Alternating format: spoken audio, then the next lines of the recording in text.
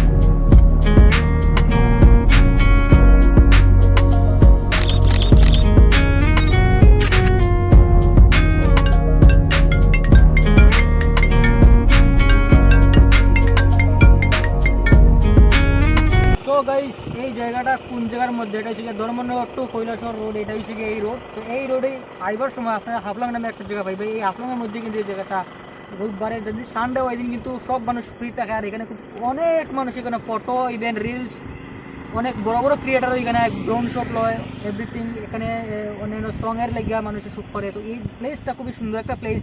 আর এটা হচ্ছে কার্গিল টিলা tree garden. আপনারা যদি হাফলং এরিয়া দিকে আইন তাহলে কিন্তু অবশ্যই এই জায়গাটার মধ্যে একবার আইবা, একবার ঘুরিয়ে যাইবা, কয়েকটা ফটো তুলিয়া যাইবা।